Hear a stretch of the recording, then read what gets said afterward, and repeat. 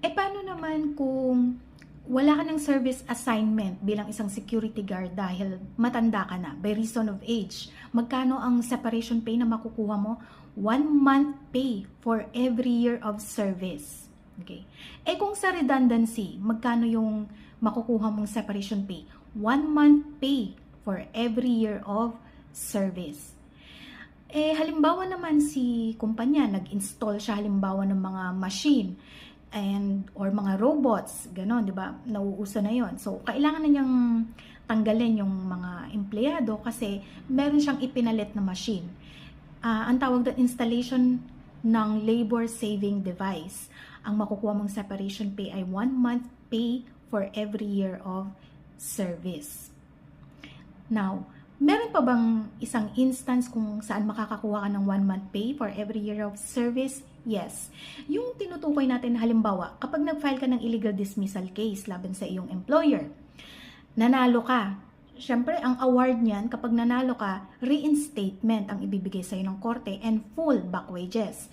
Ngayon, yung reinstatement, kapag hindi ka na pwedeng ibalik doon sa dati mong posisyon, kasi wala na yung position mo or may pumalit na sa'yo doon sa position na yon, so impossible na yung reinstatement, hindi na pwede. Ang ibig sabihin, makakakuha ka na ng separation pay na 1 month pay for every year of service. So, yun po yung computation ng separation pay.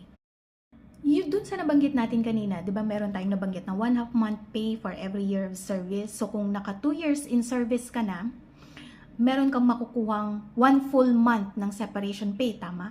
Paano kung naka 1 year ka lang? So, ibig sabihin, kalahating buwan lang ba yun? No. Guaranteed yun na 1 month. Okay? Kasi whichever is higher. So, 1/2 month pay for every year of service or 1 month, whichever is higher. So, kung 1 year ka lang, hindi 1/2 month pay ang makukuha mo for every year of service, kundi 1 month. Okay?